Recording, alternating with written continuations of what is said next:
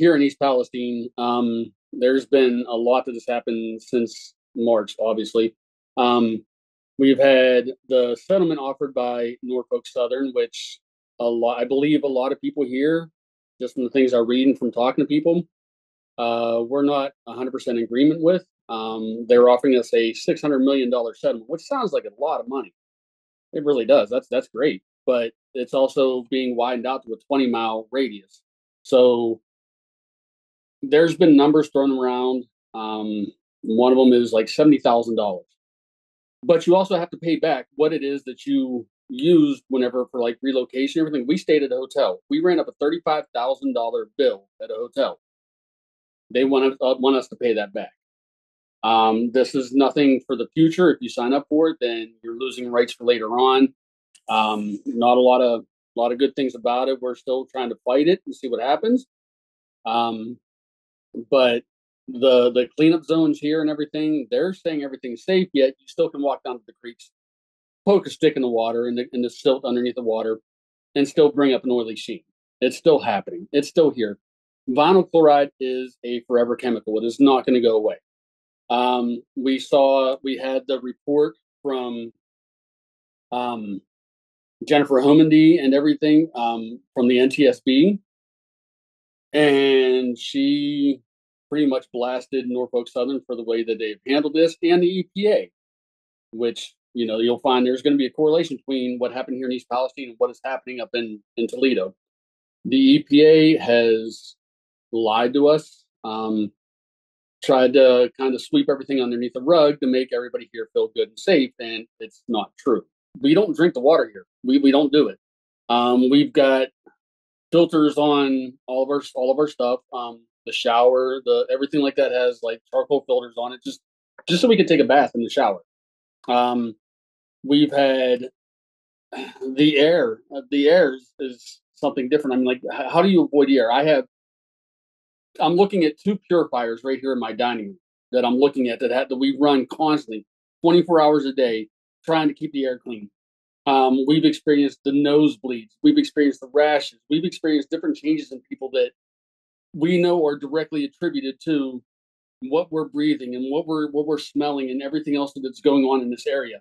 Um, it's really weird.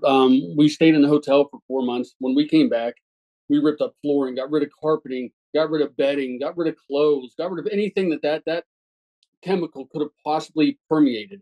And we still don't feel safe here. It's still not right. It still isn't how I want to live. It's not how I worry when people come here. Like, I don't want them getting sick. Um, it's taken a toll on us in a number of ways. Financially, has been devastating. Emotionally, spiritually, everything like has been completely altered by what happened here. And like you said, Max, this was not our fault. We didn't do this. We didn't cause this. We didn't want this. I've told people this a million times. If I could go back to February 2nd of last year and get out, and if I knew it was coming, in a heartbeat, I would have. And I would have kept living my life the way it should have been going. Instead, we've had, like I said, the nosebleeds and rashes and high blood pressure. And I've experienced severe heart failure and everything from it. And it's not right. And they're letting it happen to us. And like our hands are tied. Like, what do we do? How do we handle this? How do we go up against these corporate giants that are doing this to us? Talking about like Toledo and tying in with like the EPA. Like the EPA has blatantly lied to us and everything here, telling us everything is fine. And up there, they're sort of doing the same thing. They're saying, no, go ahead and do this. It's okay. It's under these levels or whatever they're saying up there. And it's not. People don't feel safe. This is a country where nobody should have to feel like that. We have the resources, we have the means to fix this, to correct this problem, these issues that we're having in all these different sacrifice towns and cities all across the nation. There are ways we can fix this. But too often, at least in my belief, corporations are throwing money at different government officials, and they're not doing anything about it. And that there is why they're called like sacrifice zones. They're sacrificing us They're literally sacrificing us so they can make a profit.